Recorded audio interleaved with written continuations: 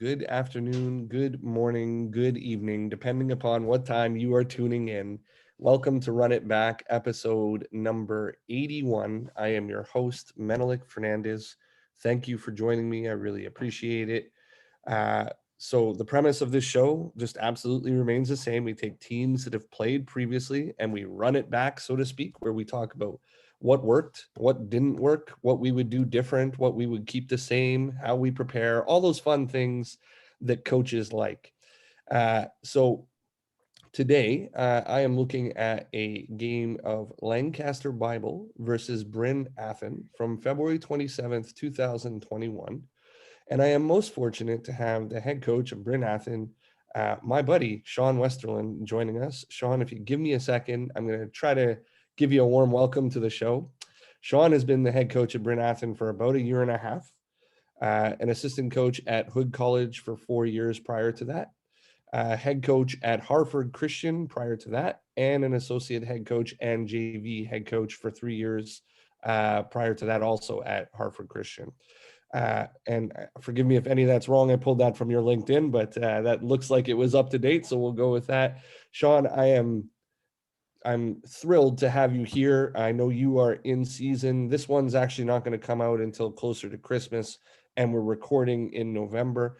But you're in between games, basically. You had two this week, so I'm just really thankful, and really love the fact that you could take the time to sit down with me and go through this game. Thank you so much. And for anybody who is a fan of Run It Back, please do not feel that you are seeing double. I have had Sean's twin brother on before, so we do keep it in the family, as they say, and bring it out. So thank you, appreciate, welcome. Coach, thank you so much. I really appreciate the opportunity. I told you when you asked me, I've been an admirer for quite some time of what you do. And so I'm glad you get to scrape the bottom of the barrel and get me. And I'm really excited to run it back with you. Thank you. I would hardly call it bottom of the barrel. Thank you, though. All right. So give us some background. We'll start here. A little bit about your league, a little bit about where you are in the season, a little bit about your opponent, a little bit about your team. This was obviously a COVID season. So we're going back a little bit, but give us sort of the shape of what's happening here. Yeah. So obviously COVID-19 pandemic reared its ugly head for all of college basketball for the entire world. And our league, the CSAC, canceled play and allowed each institution to have autonomy. So we're one of three institutions in our league to play. Our school had some really strong COVID-19 policies. And so one of those rules were, we had to be tested 3 times a week. We had to play opponents that were doing the same thing as us up to the NCAA standard. And we also had to play the same team back to back at the same site to prevent added exposure to the campus. And so it was definitely a very interesting time. And we were able to start practice February 10th. And we had 3 practices canceled due to weather. And so going into this game with Lancaster Bible, we had 10 practices to prepare. I was a new coach. I got hired July 2021. And so we didn't have a normal ramp up. And when we were finally able to hit the court, it was really exciting. We knew that we had a tough challenge against Lancaster Bible just because they had been practicing since the fall, and they were 10 games deep into when we played them in their first matchup. This was game 11 for them with the one that we're about to run it back. And to provide even more context, the night before we got absolutely blasted by 39. And it was a very humbling moment because our guys were really excited. They were anxious and they thought that we would do a lot better than that 39-point loss. And but they responded really well in this game. And Lancaster Bible, they're so good. John Mack does an excellent job there, and they're always a perennial favorite in the United East. They have some really strong players. Jordan Shoebridge is one of the best shooters in the region. They had a freshman big, Andrew Zettner, that I believe is a low major big. Like that he's a dude, and he's going to be a multiple-time all-region guy that is extremely skilled at his size and for his age. And so it was a tough matchup, and it allowed us to get better. And what we wanted from this bubble season, Menelik, was that we wanted to test ourselves. We want to see where we were at because, the CSAC, like we believe that could be a very winnable league, but, we wanted to really challenge ourselves, and Lancaster Bible would win the CSAC, and they beat the defending champion twice in the bubble season, once by 18, once by 2, which is Cairn University. And so it was a really good test for us to kind of see where we were at against a high quality opponent. Love it. So you did mention you played them the night before. You guys didn't get the result that you want. My typical question is, when do you start the scout? How many games out are you watching? All that kind of stuff. But it's a bit of a unique scenario where you played them the night before. They've played more games than you. So what's your process for preparing not only for this team, but for the second time you're playing them in 2 days? Yeah. So in a normal situation, we typically try and start our scouts if it's like a first game of the year. Like we typically start trying to scout and start building game plans and having an idea 2-3 weeks ahead of time. Fortunately, Lancaster Bible had a lot of film for us to start looking at things. We play a very unique style where we press the entire game and we play a 2-3 zone. It doesn't change. We know who we are, and we're always going to be that. And so really just trying to find what clips of them playing zone. And so we also had to go back into 2019, 2020. Now, as far as with this game, we relied a lot of our early work. Like we did a lot of preparation for matchup 1. So we knew their actions. And we really believe like if we can diagram those actions and really prepare for them and talk about how we're going to cover them within the zone, then we have a really good chance. We do try and get play calls while we're doing the scout. So typically what I do, because I'm in charge of getting all the actions as far as with the zone offense, I will watch every single zone offense clip that they have in that year with no sound. And then I will go back to 1920 and try and watch an additional 150 clips. And then the second time around, all right, I'm diagramming every action, trying to see what wrinkles they have, any special opportunities or anything like that. Second time around, I'm listening with sound and trying to get play calls. And so my ears to the speaker and I'm trying to hear. So they had a call that was 2 or Duke. You see it on the scout whenever you share the scout on the screen. Like I'll put 2/Duke because I hear the ooh, but I can't make it out. And so if we can kind of even get the voice or the tone of it, great. Now we know what to expect. And we're really big on trying to get play calls. And so like one of their calls that we didn't have was shirt, and we're able to get that. And so we understand wheel was another one that we're able to get in the first matchup. And so then that basically simplifies our coverage. Love it. So that's kind of how we do with our preparation and trying to get things. And it's, we believe, like our staff believes that we do an excellent job with game plans. And, we believe in our preparation. I always say I'm neurotic when it comes to watching film. I probably watch too much film, but I never want to be the underprepared coach or program. And so that's why we do what we do. So I agree with you wholeheartedly. I actually had somebody say to me one time on this show, this preparation, that's my World Series. When you guys get out there and you play, that's your World Series. So, I want to spend time on it. You, of course, have been most generous and have allowed us to put your actual scout up there. I'm going to just slowly go through as I'm talking so that everybody can get an idea of what's in there. There's keys to the game. There's personnel, there's traits, all that kind of stuff. It's about 4 or 5 pages. Talk to me about how this is delivered. Do you prepare everything yourself and then give it to your assistant coaches and then modify it and give it to your players? Or do you just give it to your players? Do you test them on it? What's the process for you? Yeah, that's a great question. So I come from the school of Chad Dickman, where I spent 4 years as an assistant coach there. And I'm very grateful for Coach Dickman just because he taught me so much about preparation.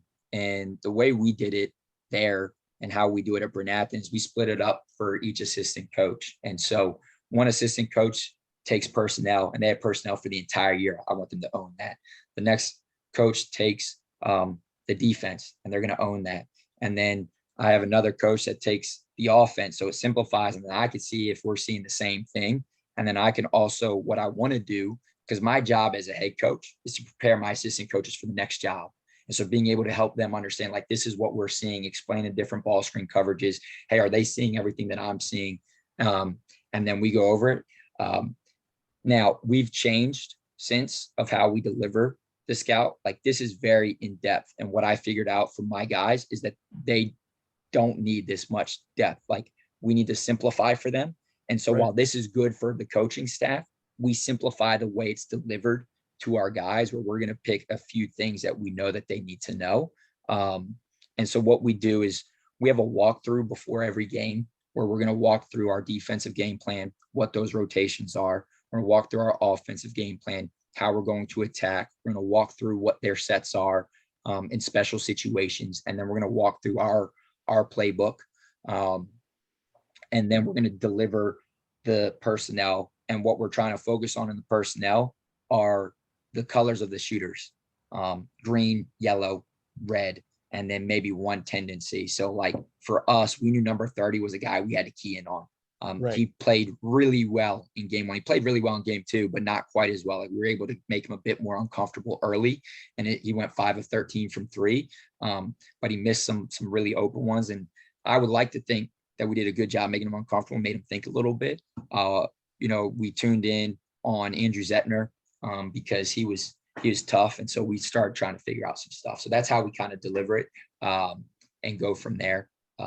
If you're interested, I could tell you what we do now with the scout. I know it's not really relevant to run it back, but what we do now. So we're focused on strictly the colors, not even tendencies of guys, strictly the colors.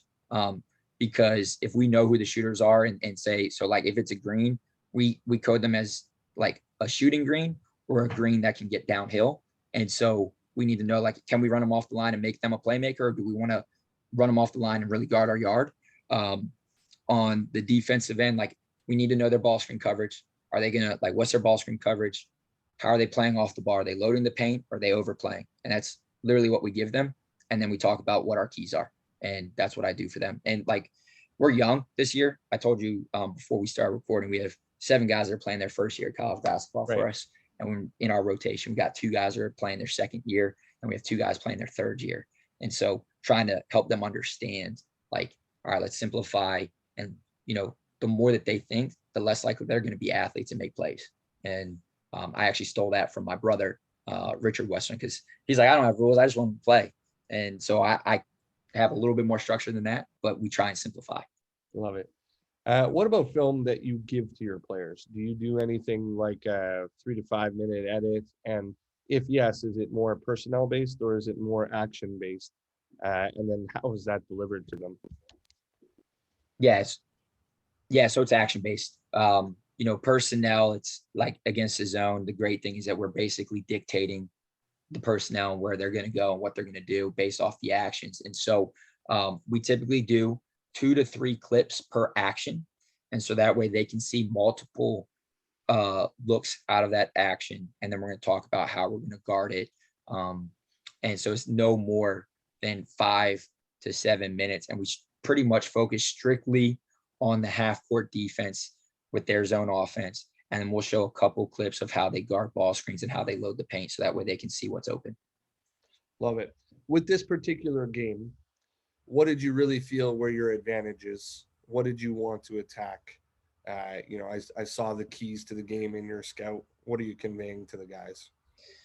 Yeah, I think what we figured out in game one was, we got punched in the mouth and they scored so many points in transition, so many points. And part of it was like, we were trying to press. And that's the first time that they really pressed. Like, I'm a pressing coach, and, we're going to press the entire game. And I wanted to really get up and affect them. And we didn't do a good job at that. We thought we could turn them over. And so we kind of adjusted our press based off of like what their press break was. And so they had a lone guy. And before, in game one, we would just split that lone guy right here. And then the guy, whatever side he goes to, that guy would take him. And so what the change was for us, and what we really tried to do, was we wanted to stack it and then make it a tough inbound. And once that ball goes in, the other guy peels off, and then we're pressuring. And we felt like we could expose them with some turnovers, and we did win the turnover battle in this game, which is always a big stat for us. Right. And then we also saw too that with their hard hedge and when they would blitz the ball screen, like that should be a really good thing for us. But we are so new in our ball screen offense that, like, okay, they weren't quite comfortable accepting that, right? Like we got to be accepting that, and the pop is wide open. And so instead, we were like, all right, let's go away from that. Let's go with we call it a go screen. So it's a ghost. And so let's go with our go, and let's go with a flat ball screen. And that way we can kind of expose that matchup. So that's what we're trying to do a lot with our adjustments in game 2. Love it. As far as on the bench, what are you tracking with your assistants? And I asked this one's a bit of a subjective one all the time, but with what you're tracking and what's of importance to you, how long will you stick with a game plan before you throw an audible? I know it's kind of a subjective question, but like if you got one guy that's, just completely outside of the realm of what you thought he was, how long will you stick with it before you make a difference? And what are sort of the indicators that push you in that direction? Yeah, for sure. So what we're tracking on the bench, the number one thing that we track first is our plus minus and lineup, in all of our lineups. I want to know in real time what guys are playing well together, what guys are affecting winning. So we have a lineup that is minus 10. I don't want to go back to that. Okay. That wasn't good. And I understand basketball is a game of runs, but like, let's say we have a lineup that's +2 and then they go back in and they're even, and they go back in and they're +3. Great. Let's keep going that. They're constant positive. Right. And so we do lineup tracking. We track obviously fouls. We track timeouts.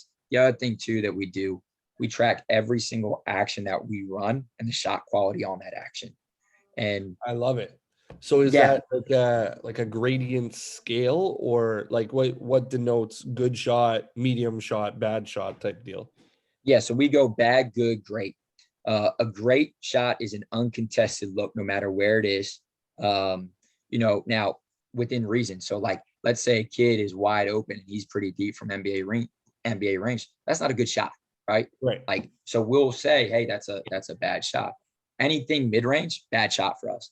We want to get to the paint. I really don't believe that you have to take a mid range shot in college basketball unless it's a late shot clock situation. Because if you can get to the paint, well, now you're drawing guys, and let's find the open window, find the shooter, and then whether we have a shot off that or we could stampede the catch, then great. Let's keep creating advantages. A good shot for us is like, let's say it's a contested layup.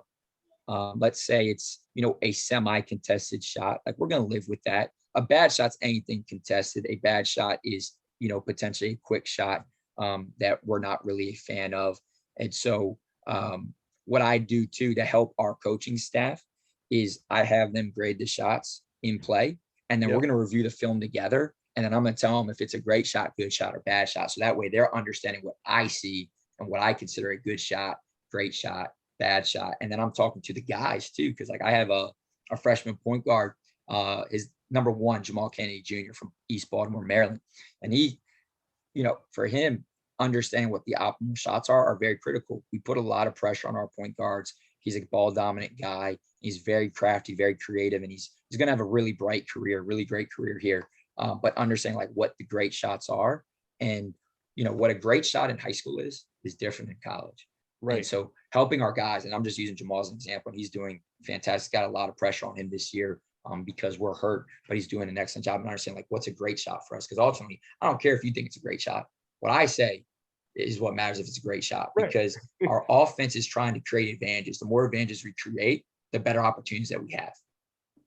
So I love everything that you just said. I talk about this ad nauseum with a lot of coaches for sure. It's subjective to some people.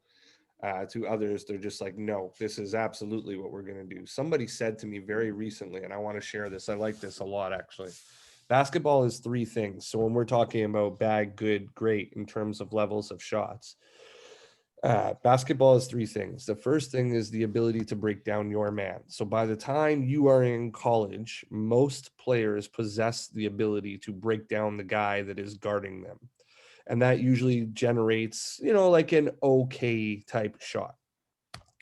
The next level is basketball is the ability to create and read long closeouts and rotations. So this is going to get you sort of like an intermediate to an advanced shot type deal, because you've collapsed paint, you've moved the ball, that kind of stuff. And you have to get your players thinking about where the help is going to come from. Stop worrying about, if I can kill this guy in front of me, nobody cares. And then the last thing, the level 3 is, once you've created a closeout or a rotation and you've read it accurately, how fast can you get off of the ball when two come to the ball? And that's your level 3 shot, right? That, how quick do I throw an on time on target pass? How quick do you get that open shot up? And that just creates your level 3, your best shots. And when that person shared that with me, I was like, I actually really like that, and I'm going to repeat that a lot. I think that was pretty cool. Yeah, that processing speed is so critical. Like I talk to my guys about, like, they see it, right? And it's great that you see it. That's like, but now you got to be able to make that split second decision. You're talking about 3-4 tenths of a second to make that decision. Right. And like, we break it down into 3 types of advantages. So we want 3 advantages, and we want to put them in advantage situations constantly. The first one is a player advantage. That's an off-balance defender. Drive it. Okay. Right. If you see a guy closing out, you got to drive it. All right. And ideally drive it middle, so that way we put more pressure on them. Then we create a numerical advantage. A numerical advantage is a passing situation. Move that ball on, okay? And then by creating a numerical advantage, you're creating a space advantage. Space advantage is a shot, okay? So let's be ready to shoot it. And so we can constantly put teams in advantage, and we know what the advantages are in those situations, and we're making the right read. Basketball simple. And so like, that's what we are constantly teaching, constantly trying to help them see. And so we do a lot of like live settings with 4-on-3 situations, 5-on-4, 5-on-3. So that way they can understand what those advantages look like constantly. Love it. I don't know if you're familiar with Carleton up here in Canada, but Carleton has basically dominated Canadian basketball for 20 plus years. And like, when you watch their film, they're kind of hard to scout, because they don't run a lot of like particular actions. It's not like, oh, it's Iverson cross screen to the ball screen or whatever. They're just trying to get the ball in the paint, read the rotation, and kick it out. And it's like, they're not doing anything fancy. They're just doing what they do really well. And that's how they continually win. So, so then going back to this shot selection that you're monitoring in game, when your assistant coaches are saying like, hey, we've run fist 15 times and we haven't got a good shot out of it, will you make an audible adjustment based upon that and stop? Get away from it. So the reason why is like, by halftime, we should be able to have a good idea of what is effective with what we're running. And we come in with a script of plays that we feel like we can create advantages with. And that script changes from game to game.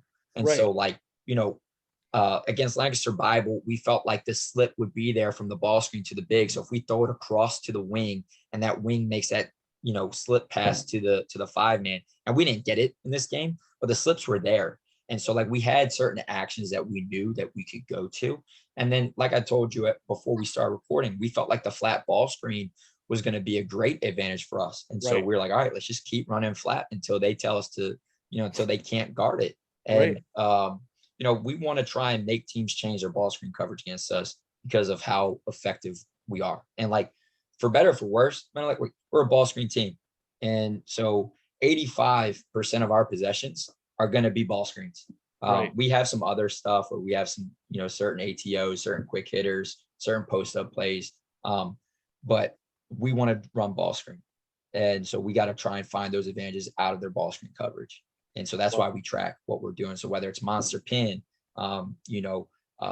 Florida, back, stare, whatever it might be. And like, to me, we have our calls, like anyone can get our calls. Like, it doesn't matter. Like, you're going to have to stop it anyways. And, and so, I'm the same way. Like, I've actually told coaches before, like, I'll send you my calls. I don't care. They can come to practice. I really don't care. Like, at the end of the day, you're still going to have to stop us. And at the end of the day, you're still going to have to handle our pressure.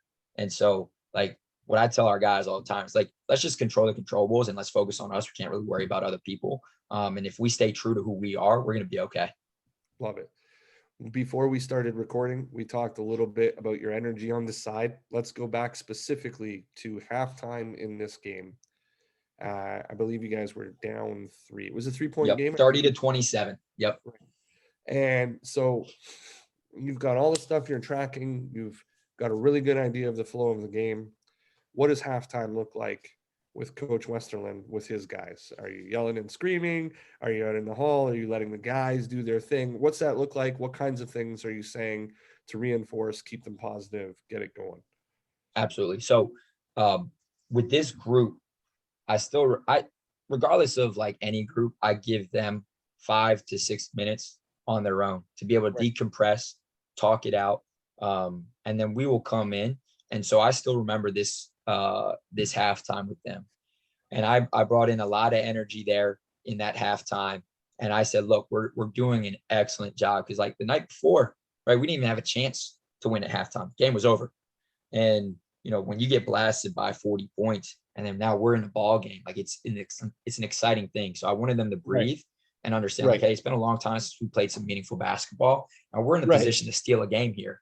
And so we went over like what our keys were. We really talked about like defensively, because I felt like offensively we had to be opportunistic. We had to get to the free throw line. We had to get out in transition. We had to hit some threes. But we weren't quite there offensively yet. Like in 10 practices, it's really hard to put in a conceptual Right. offensive system with guys that were so used to running a motion offense or a freelance offense. And so for us, we wanted to play the game at 70. That's what we wanted to play the game at. So this pace was perfect for us.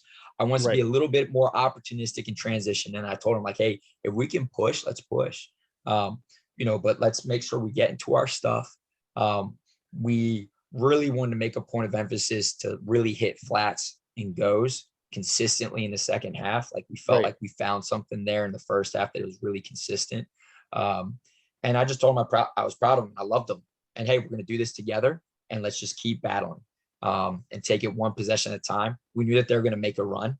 And so like, let's just weather the storm and see what happens in the second half. And so and that's something that we've taken over to this year, is about like, hey, let's just stack days. Like the more days that we stack, the more opportunities that we stack. Don't worry about the scoreboard. The scoreboard never validates our process. And when we're all Right. concerned about the scoreboard, that's our ego talking, right? Right. That's what the world wants for us. But for us, like, let's make sure that we're staying true to who we are and making sure that we understand our process. And the more that we do our process, the more opportunities we're going to get. The more opportunities we're going to get, the more knocks on the door that we get, eventually we're going to bang through that door. And when that door is open, hey, watch out. And we're never letting that door close again. And so that's what I was telling them. And it was really exciting, because the second half was a really, really good second half. Love it, Sean. If I'm not mistaken, I believe I saw that your college's slogan is "Lead with Love." Yeah. So one of the things that we talk about is our program. We have a couple, like I'm a big guy on phrases. Right. And so that way it's like defensively, one of the things that we say, and I stole this from JJ Butler, head coach at Chestnut Hill. Air time is our time, right? So balls in the air time, our time. And Right. so one of the things that we talk about with just at a personal level is we want to lead with love, right? Yeah. People don't get the best out of themselves and the best out of others when there's fear, right? But when you love someone and you love them no matter what, like basketball is not the driver, right? Right. That's so powerful. And so what I tell the guys, like, hey, it's my job to coach you hard. It's my responsibility to love you harder. I'm gonna constantly love you. And no matter what, like if you make a mistake, I still love you. And so Yeah. that's what we're trying to make sure that they know. And they play together, because one of the things that we say before every game is connection is the greatest gift we ever been given. And our connection is better than theirs. And that's Love going to it. shine through no matter what, right? No matter Love it. what the scoreboard says, our connection is going to shine through. And so the more that we can do that, long-term effects, it's just dividends. I love it. The reason that I mentioned it is just because you said when you were speaking at the halftime, letting them know that you love them and that success isn't defined by winning and losing, that like, I'm still here, I'm still on your side. And I that phrase, "lead with love," I actually really like. I think it's a great phrase. It really puts into perspective, like, even if you do wrong, I'm still going to support you. I've got you. And that, like you said, that bond is more important than the basketball type deal. So Yep, love it. Think it's absolutely. great. You mentioned when we were getting ready for this show that you're a big over preparer, big over sharer, and I myself am as well. I want my guys to be prepared. As one of my former guests said, this preparation is my World Series. When you guys go play, that's your World Series. So the reason that I asked that is, unfortunately, in this game, we didn't end up winning. It was very close. It was a Yep. really good game.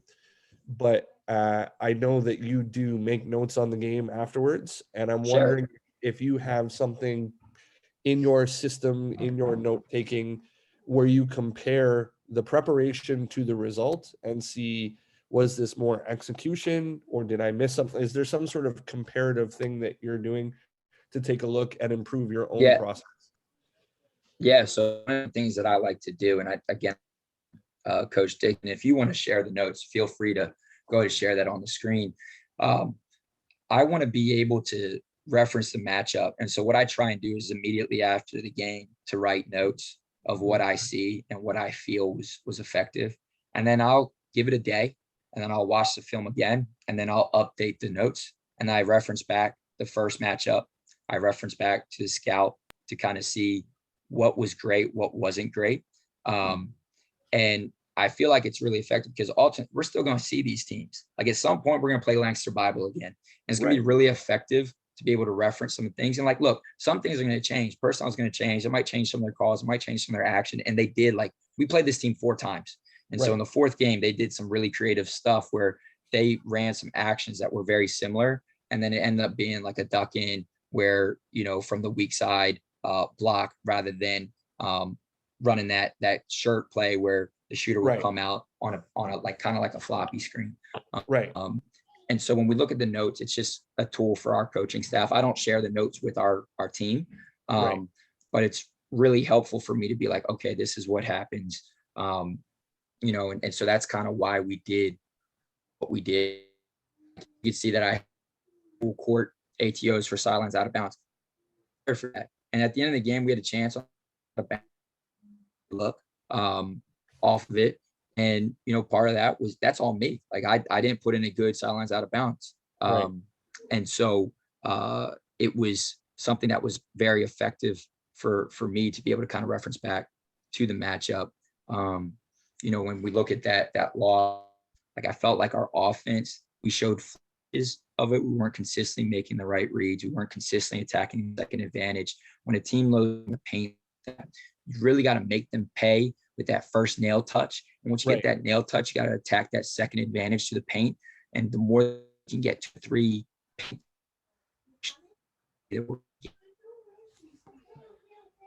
Sorry, Sean, I lost you a little bit there. Top.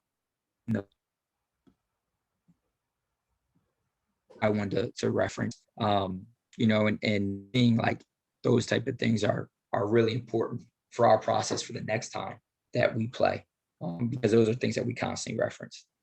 Sorry, I'm going to ask you to summarize the end there. I lost you a little bit after the nail touch. So sorry about that. So with the nail touch, we really want to try, like when a team loads up on the paint, we need multiple paint touches. So we did a great job. Now that help, they're taught to tag in, like, hey, let's bite down. We kick. Okay, when we kick, make them pay. Right, got to make them pay with another attack, because now they're in rotation. We put them in rotation. We got to make them pay. And so those are things that we wanted to. We felt like we didn't do a great enough job at that in game 2, but it was definitely an improvement from game 1. And so it's just something that we constantly look at. And that's something that, like, okay, if we're struggling with that against Lancaster Bible, who loads up on the paint, when we play other teams that load up on the paint, like that's really important. So like, our last 2 matchups this week, McDaniel and Delaware Valley, they load up the paint, and we shot 44% from the field, 44% from 3. And we got to the free throw line, around 18, 19, 20 times. So like, it's something that we use, saying like, okay, this is what worked in this matchup, and each team's a little bit different, but like, hey, these are things that we can kind of break down for future matchups and understand like, hey, these things are effective. So that's kind of why we do our process that way. Love it. I'm going to get into a little bit of film unless somebody has some questions. Give me 1 second. As I mentioned to you before, I'll play each clip 3 times. I think I pulled 14 from here. Let me know, if it's good, playback speed is okay, all that fun stuff. And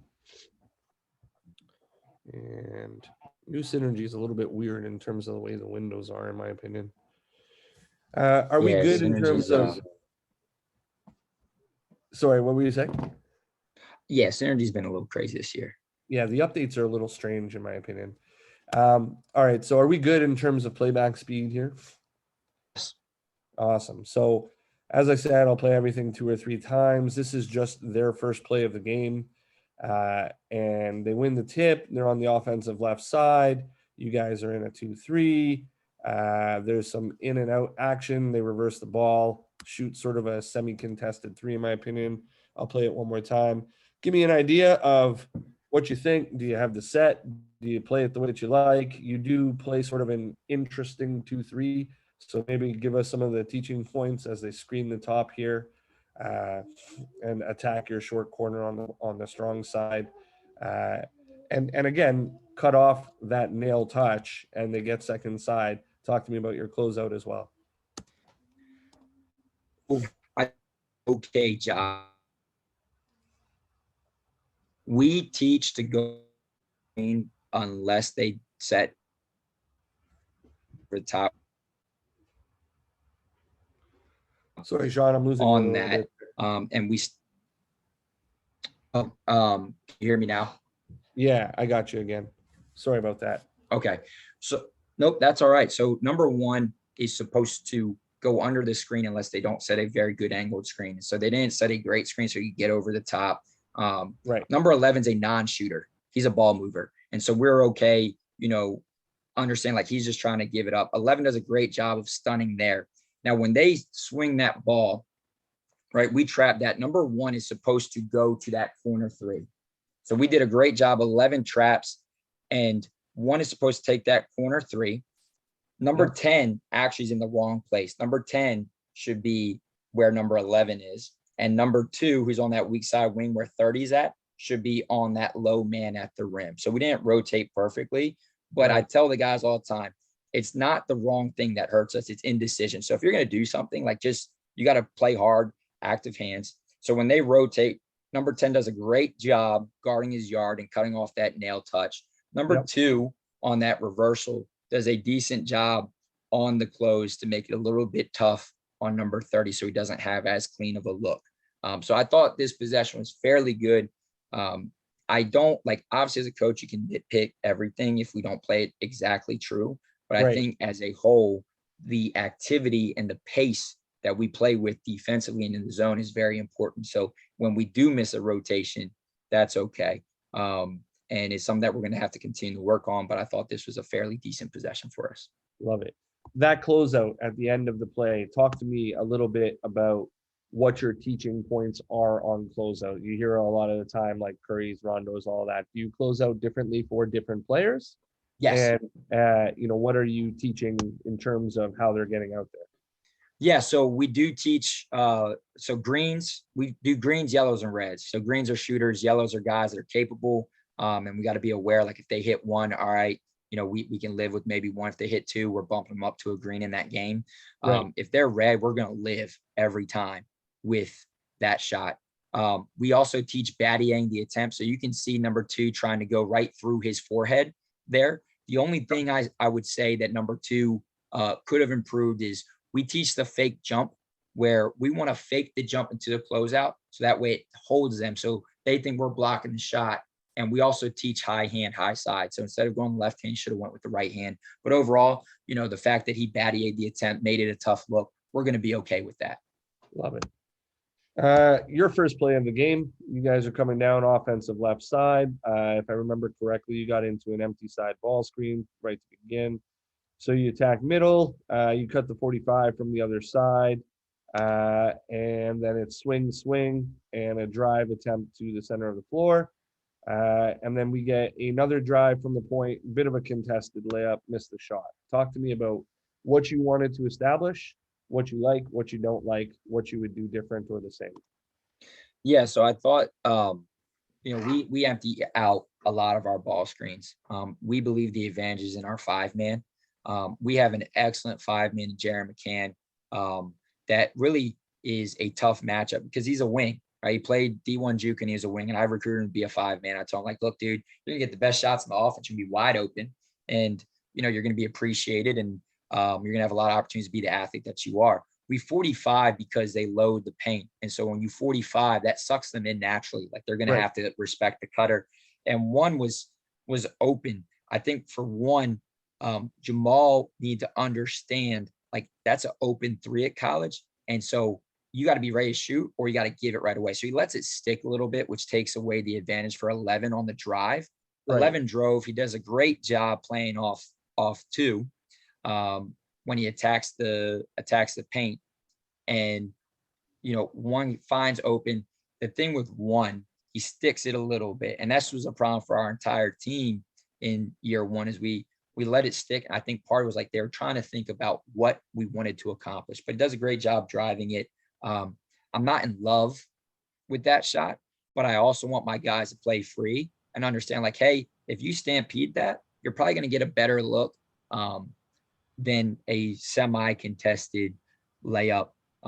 So there's a lot of good stuff on that possession for us. Love it. Going back to the corner drive, this was actually going to be one of my questions, and you mentioned it. Do you teach your guys to play off of two, play off of one, or is it subjective to the scenario and you give them both? No, we play off two every time. That is what we want. We spend we do two breakdown drills a day in practice that are strictly off 2 feet. If we're doing a shooting drill where it's like we have a drill called drive and kick +1, everything's off 2 feet. We want to be like, we always say when a man cuts you off, great, you did your job, play off two, find the open window. And so we do a lot of stuff just working on pivot feet, playing off two, quick jump stops, and then being able to relocate out. Love it. This is one of the first ones where you guys are attacking their full court pressure. It's still relatively early in the game. They kind of went away from it for a little bit. But, I mean, obviously, as a team who now is pressing everything and wants all kinds of pressure, I'm sure your guys are comfortable playing against it. What are sort of the teaching points while your player attacks? For anybody who's listening, this is literally just an inbound and attack 97 feet for a lob to the basket smash. I'm sure it's one of those ones that make you happy, Coach, when you see that go through. But talk to me about how you approach pressure and if you have anything where you have to talk to them or the expectation is they just play through the pressure. Yeah, so we have two press breaks, clear and swing. And so we were initially in clear, but we said, hey, they do a lot of run and jump. So if your man leaves, we're immediately in the swing, and in swing, got to get behind the ball handler so he has an option to reverse it back. So you can literally see me on the clip waving 20 back to get behind the ball. Now, Anthony Bird, number 2, did a great job of freezing the defender. And once we're in that advantage, we teach we have a couple automatics on a nail or paint drive to the middle. We want a baseline burn. And so Jaron McCann, number 24, does a great job burning that. Number 2 finds him for a good lob, and that's always an exciting play to open up the game with. If we drive baseline, we want a 45. And so those are certain automatics that we started to put in. And I thought that we did a really good job of breaking the press. They tried to show a little bit of run and jump, but they mainly were in just token man pressure. Right. And so we just ran a lot of clear, like you'll see 2 gets it or 1 gets it and they wave them out and we run clear. And then if they do bring that guy coming up for the trap, we'll try and fill behind and then attack it. The next one is another 2-3-1. I thought this was an interesting one. It's a side out. Just basically talk to me about like where you're bumping, how aggressive you are, and how it falls into your teaching points. Because this one was, I thought, an overly aggressive 2-3, and I liked it in terms of showing hands and making the rotations and really making them work. For anybody who's listening, there's a lot of back and forth point to wing. They try to drive, they get nothing out of it. And then when they drive and try to drop off, you guys are there and suffocate the passing lane and get the ball back type deal. Yeah, so we really want to the position of the wings all depends on where that short corner guy is. If there's a man on the wing, a man on the and you're on the wing with the guy on the short corner, we're going to split the two, and we're going to depending on where that wing is at. If he drifts down further past that third hash, it's now the wing's defense and the guard will match up with that guard. But what we're going to try and do, we're going to burst back towards the short corner. We say don't guard air, and then we're going to have active hands the entire time. And so what we say too, like we call match. Like if the ball gets to high post, it's a matchup man to man. And so we play that, and we don't do a perfect job in match. But the thing is like when you go from a 2-3 zone to a man to man on certain plays, like it's really difficult to switch out of like what your zone offense is. So from the time that you were a kid playing basketball, you were taught when the ball goes to the high post, look high, low. And so we want that pass, and we're going to rotate and we're going to dive hard and take away that high post pass, that high low pass. If you're driving short corner, you're taught, hey, hit that high post man diving. And we were late on this rotation. I don't know if you picked any clips of this, but we were a little late at times on this rotation where the weak side wing is going to shoot that gap. And so I thought we did a good job of having active hands, bursting back, covering ground, having our hands up. So in this play right here, 24 should have taken 11, and 11 should have taken that guard. But at the same time, too, 11 didn't even look, so he didn't even make us pay. And so we funneled it and kept it all on one side. And it was easy. It made it a lot easier for us to guard. And you'll see that 11's diving down and takes that steal. That's something that we work on every day. Love it.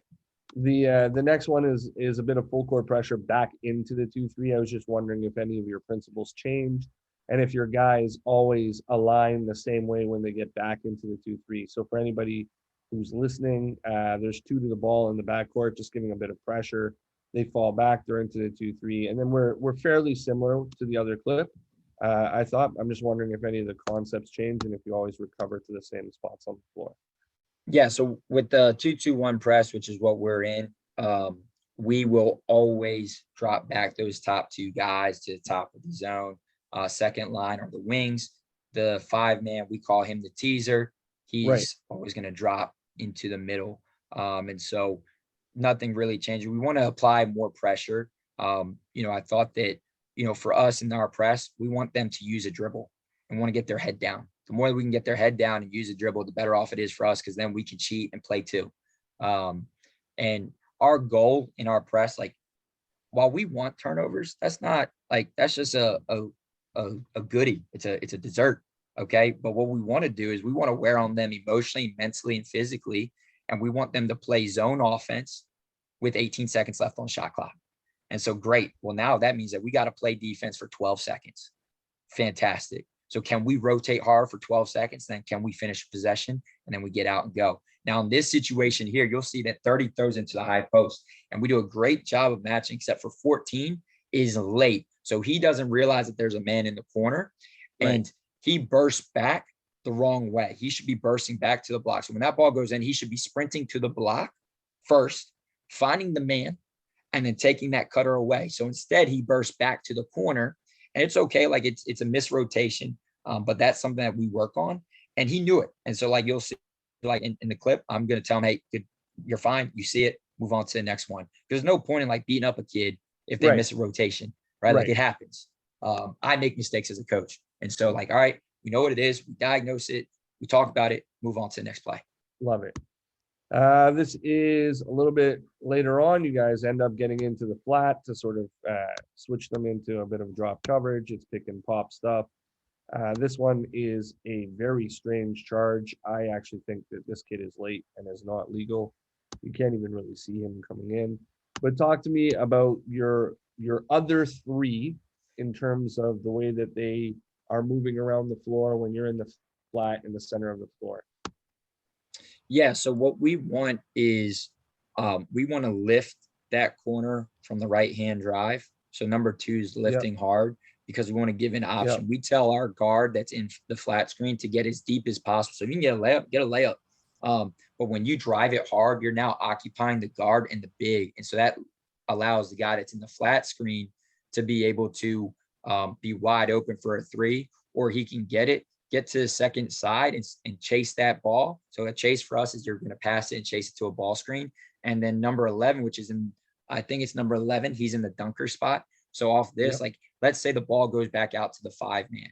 All right, great. Well, now when he passes on the chase, he can peel up and lift. But in this situation, you'll see that he pinned in that wing that's guarding the guy in the corner. And that's something that we teach. So like if number 1 sees it, he can then kick it out to that corner 3.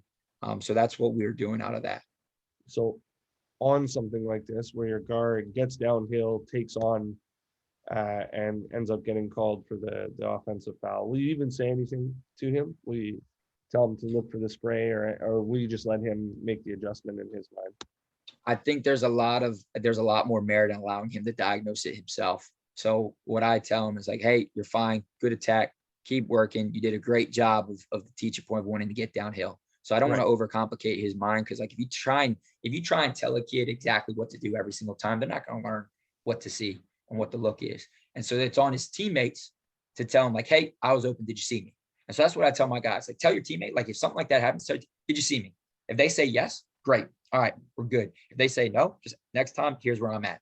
And so that way it allows them to take ownership in their basketball journey of being able to process. Because if I tell them how to process, that's not processing. That's me trying to teach them to be a robot. And so that's kind of why we got to be okay with the mess. We got to be okay with the chaos. Love it.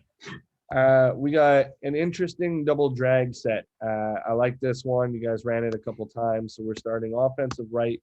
We're going off the double drag towards a double side. So all 4 players are basically on the other direction of the floor. We got an exchange on the help side, and then we try to pin in or flare, I suppose, for the second in the double drag. Then we play out of the offensive left corner. And now I think we're deeper shot clock. So there's a combination of things I want to ask you about on this. The first one is, talk to me about your double drag and what you're hoping at getting out of it. And then when your initial action doesn't work and you're pushed, what sort of play after play stuff are you putting in? So here, this gentleman ends up going ball screen, attacking. It's on an empty side. You get a secondary ball screen, flip it, and we get deep in the shot clock and shoot sort of like a rush shot that you end up making. So that's bad offense. Sorry? It's bad offense. So what we're trying to do here is number 2's got to use the screen better, and got to be tighter to 24. And so he allows them to be able to play. Number 24 is supposed to headhunt number 11's man. Number 2 bailed on the double too early, because what we teach is, hey, you're going to come to that jump stop. So he takes that look, but he doesn't allow 24 to make contact, and 24's got to headhunt the gray defender. Now, when he goes to 10, right, what we want to do is we want to flow out of it. And so flow is just our monster. It is dribble drive with a ball screen. And the 5-man does not have to set the ball screen. We could set guard to guard screens. It was very uncomfortable for us to do that because they've never had to flow off of action. This was a strictly action-based team the previous 7 years. And so when you're just looking for action, and then you have to free play within concepts, it's a lot more difficult. Now, we were fortunate 11 hit a tough shot, right? But those are not things that we want to make the most out of with our possessions. I thought that we didn't do a good job of bursting off the ball screens and getting that nail touch, because if we can get that nail touch, that creates a second advantage. And so again, when we execute our stuff, it can work. But we just kind of bailed out on it there. But fortunately, Reek Moore, he was a senior for us, extremely talented, and he bailed us out on that possession. Yeah, just made a huge shot there. So I ask this question all the time. You guys get the rebound, you're busting out. This is probably the closest to the transition 3 that I could get in this game. But you guys are attacking off of this rebound in transition. You attack through the nail. You swing to the offensive left wing. Transition 3, a little bit of a stopping the ball. So for Coach Sean, transition 3, yay or nay? And if yes, then what has to happen in order for that to be a good shot for you guys? So we definitely preach transition 3s. We work on it. We want to be opportunistic, and we wanted to be opportunistic in this game specifically to run. I felt like we could have pushed it harder, and we wanted to really, we always say middle attack, cross the channel. When you cross the channel, you put them in rotation. We would have preferred not to have stopped the ball, but we're going to be okay, because you look at 30, his head turns, and so he has to stay honest to 2. And 11 should have been ready to catch and shoot, but we're going to be okay with that. I would have preferred us to attack with a bit more pace. And it's also like understanding who the right guys are taking those shots. So there are some guys that, like, we code guys green, yellow, red. So same way we code our opponents, we code our own guys, and we track so much of our shooting and individual shooting in practice. We have this thing called 130 shooting. So guys are like, Coach, I'm a green, and I'm like, well, you're shooting 72 on 130. Dude, you're a yellow. You might be close. You might be close to a red. So, you know, if you want to be a green, go ahead and get into the 80s and 90s. All right. And then you have the green light. And so we also have, like, we call it a sandbox. We basically define what types of shots each guy wants. And as long as they're in that sandbox, they can play as much as they want in the sand. But the moment that they start trying to drift out to the ocean, no, sir, that's not you. And so, like, there's some guys that we will allow certain things and certain types of shots and early shots. And there's other guys like, hey, if you don't have a wide open look, okay, you're one dribble, you're one pass, chase it, screen away. Let's get more movement. So we're okay with this. I would have preferred to be a little bit cleaner, a little bit better, a little bit more pace, but it's all right. Love it. Coach, I've never seen this set before in my life. I watch a lot of basketball. So here we go. We inbound, and we're coming up the floor on the offensive left side of the floor. And this turns basically into a quadruple drag, in my opinion. Yes, it is. So here we go. We're coming off 4 screens across the floor. We're tight. Looks like the first one's popping to the corner. Looks like the second one's popping to the slot. Looks like the third one's popping to the wing. And then the last gentleman, I guess, looks like he's looping around to the strong side corner. Talk to me about this set. Where do you get it? What are options? And, you know, is this a play call, or is this something you're doing? Yeah. So this is a play call. It's out of our family, our stair family. And so we have stair 5, triple, quad. And a lot of it is conceptual. Like, the first 2 guys, they got to head hunt. First 3 guys really have to head hunt. And so the last guy in the screen is really to try and keep that 4th guy honest so we could turn the corner. And so what we're trying to do, honestly, like, number 24 should have been one of the first 2 guys in this. And the slip was there. So when they're above, like, number 1 should have slipped to the rim because that was there. Or, like, count 1,000 his head, 2 comes off that jump stop, slip is there. And so really what we want to do is just make them uncomfortable and understand, like, hey, guys got to head hunt. There's certain guys that got to head hunt, certain guys that got to flare, and some guys got to slip. And what I have found is, like, I wanted them to have the freedom to do it. And I had to take some of their decision out of it and kind of define that. So we've kind of made some adjustments to that for this year where they don't have to make as many decisions. Right. But like you said, Carlton, like, it's really hard to scout them because they do so much conceptual stuff.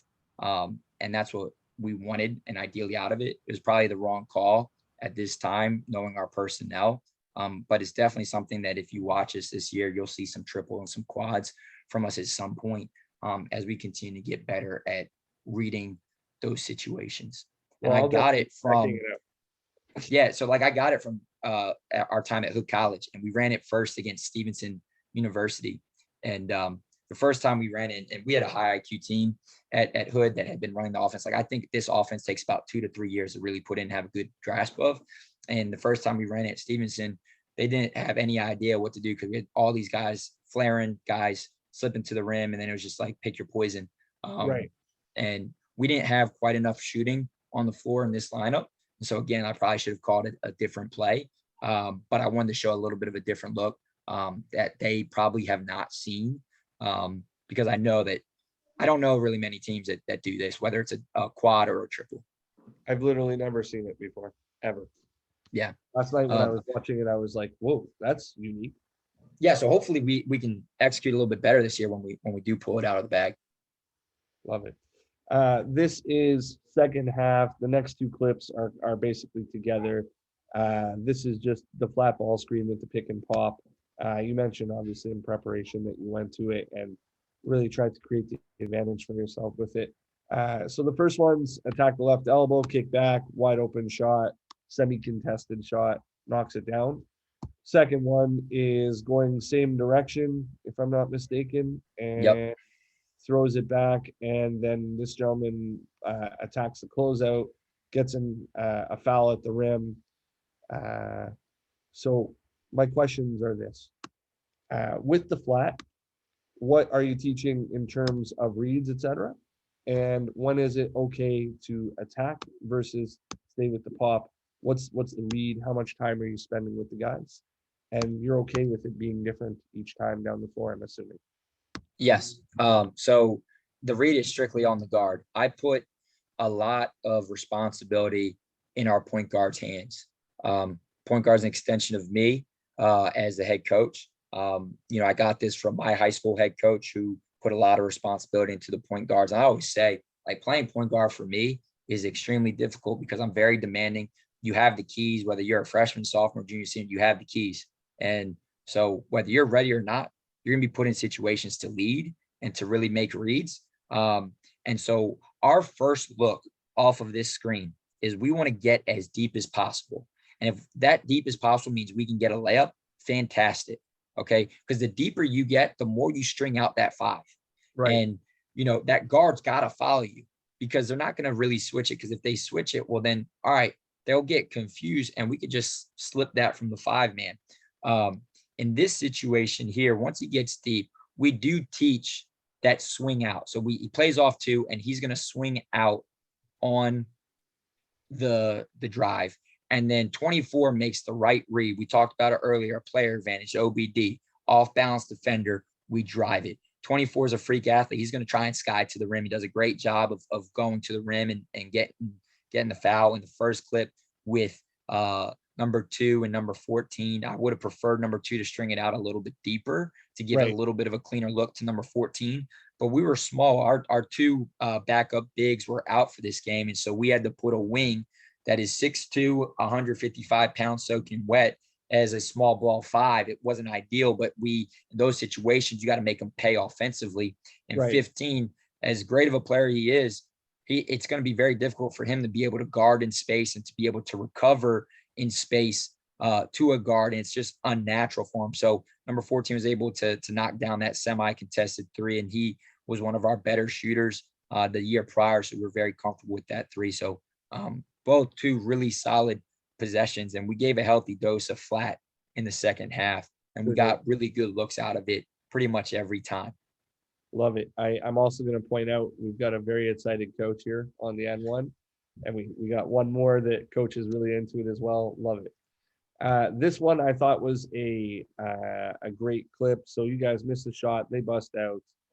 I believe, if I'm not mistaken, you're back into your 2-3. And then you're a man. They punch the ball, and you guys double from the strong side corner.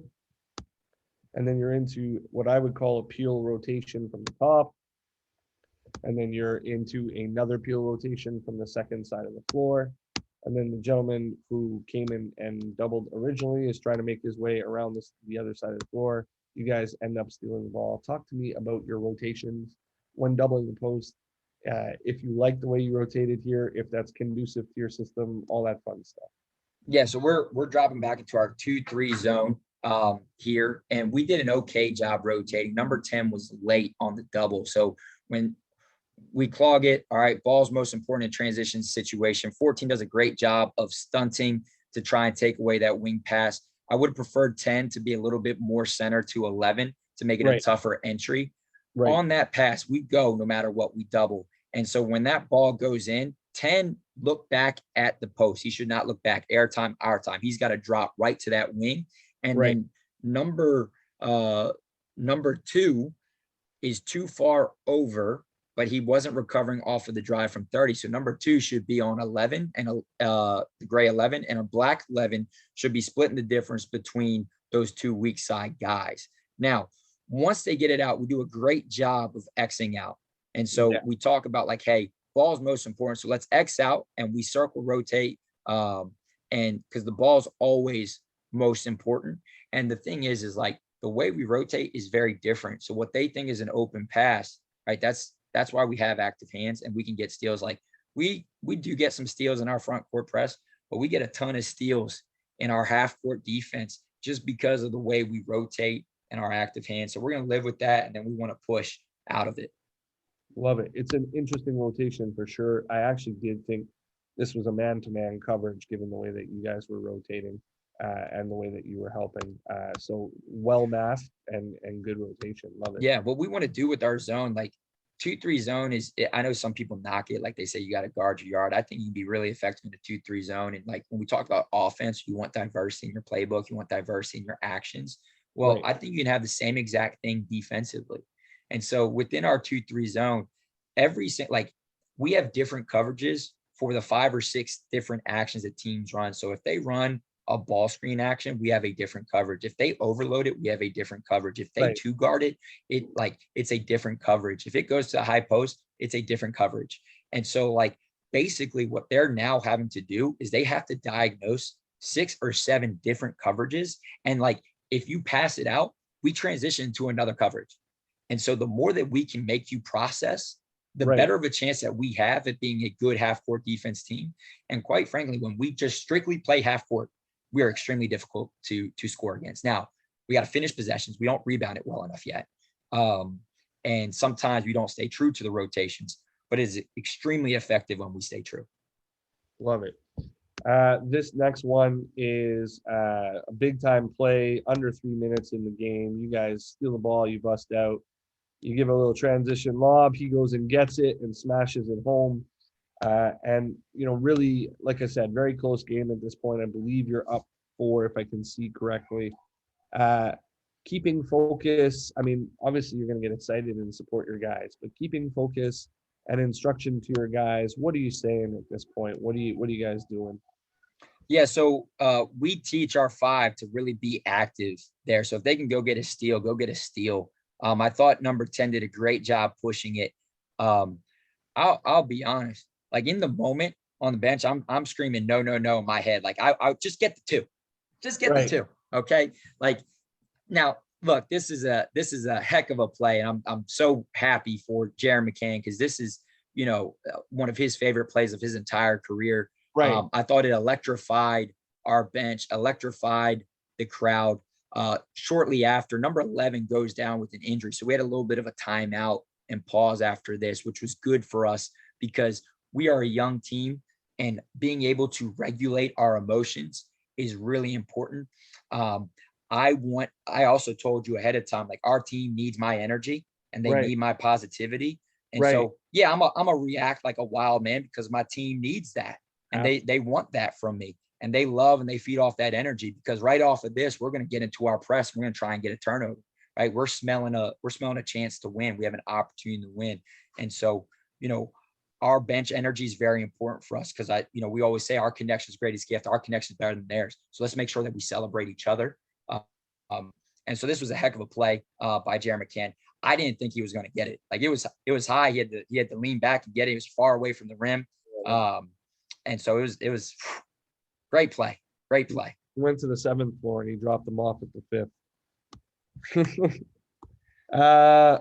This one, my note is just right idea, bad pass. So this is a sideline out of bounds. This is under a minute. You guys, if I'm not mistaken, this is an ATO, and you just go back to the flat. You kind of miss the screen a little bit, attack left, and don't get an advantage. So we re-screen, reject, and as we go, help is early, and we just kind of throw it away. So what were we trying to do, and where do you think it sort of went wrong in your guard's mind? Yeah, so we wanted to flat this because we had a lot of success. So we're gonna look at the points per possession, the good shots from our plays, and flat was our bread and butter. They started switching it, which is great. Like we want that. So, but what we told our guys is like at that point we had diagnosed the switch, and we told our point guard like, hey, you got to get downhill.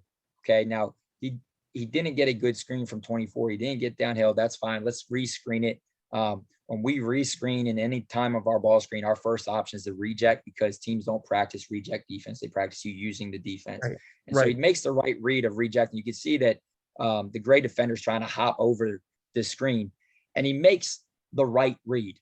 Okay. I would have liked to have, made the defender play a little bit more, but we're going to live with that, we wouldn't have been in the game if two wasn't making plays the way he did.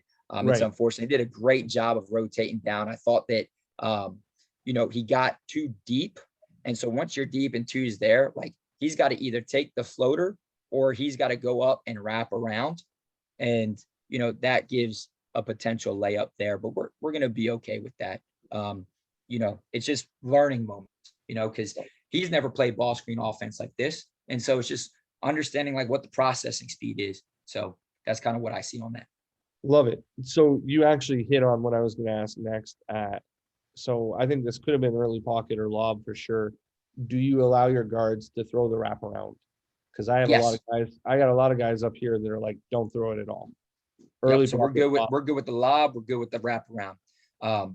I think it's all situational, right? Like I don't want to. The one thing I don't like is bounce passes on the perimeter. Like I Right. don't like bounce passes on the perimeter. I don't like bounce passes in the press break. Like so, those are things that I say absolutely no. But like in the front court or like as we're attacking, like read the situation and we practice both passes. Like it's part of our breakdowns when we go into our layup package. Right. And so we really try and make sure that our guys have all the tools necessary for these types of moments. Love it. And then the last one, we're side out of bounds in the backcourt. We're down 3. It's an ATO. There's 1.5 left. Talk to me. What was the idea? What were we trying for? For anybody who's watching, basically, we try to screen the inbounder's man. We throw it forward. Can't see much of the action that's happening in the front court. And they intercept the pass. We don't get anything out of it. So Yeah. always tricky to be in the backcourt. But Yep. what were we trying to do here? So I told you, like, this was a room of improvement for me. This is on me, totally on me. I didn't give us the best chance to win here because I drew up a bad play for the moment. We probably shouldn't have screened that man. What we were trying to do there is to allow it to open up for the C. We were supposed to double C. We only single seed, so we didn't completely execute. Right. And what we were hoping with on the double C from like we were doing a peel, you can't see it, but we're doing a peel action where one will set the screen for or 20 will set the screen for one, and then one peels and sets the screen for 20 for a C, and then one will follow on the C. And we just it didn't work, and that's okay. We had a chance, and it was, I would have preferred not that pass, but they made a smart play putting 15 on the ball. We figured that they would put their big kid on the ball. And it's okay. Like that happens. It's on me. I got to get better at those backcourt sidelines out of bounds plays with under 3 seconds. But we're going to live with the way that we competed. And it was a heck of a game because, when you come out and you lose by 39, 41 points the night before, lose by 3, we had a lead with 40 seconds left. We switched to man to man. And if I could go back again, I would have stayed in Lion. I wanted to give him a different look. We had a tough foul. I thought it was a little bit of an early whistle. But at the same time too, like it doesn't come down to 1 or 2 plays, right? It's, we did not guard effectively in the last 2 to 3 minutes, and we allowed them to make a run. But I thought we did some really positive things in this game. Right. Love it. So as you said, you need to get better at the backcourt sideline out of bounds. We don't even really see that very much in FIBA. So you're way ahead of me, to be perfectly honest with you. I thought it was a great game. It was great effort. Lots of good adjustments in there. Thank you so much for sitting down with me, especially on short notice. And just like appreciate you, man. I really do. I don't know what else to say. Very, very straight shooter in terms of everything you say you do type deal. So I love it. Thank you so much for your time. Thank you to the coaches who jump on, listen at later dates, etc. And I hope you guys continue to find value. Sean, if you want to hang out a minute or two after, I'm going to stop the recording here, but just thank you. I'm so humbled to have you. No, for sure. And I appreciate the opportunity. I absolutely love this. Whenever you want me, man, I'm here. I think that you do an excellent job. You give a platform for us coaches to do what we love, like the preparation, the looking back. Like I don't know many coaches that don't want to watch film. And so I appreciate the opportunity, and thank you for allowing me to share, and then also be able to spotlight our program at Bryn Athyn. Yeah, exactly. Great job over there. Bryn Athyn, you guys got yourselves a gem. Continue to succeed. Lead with love. Love it. Thank you guys. Appreciate it. Thank you, Coach.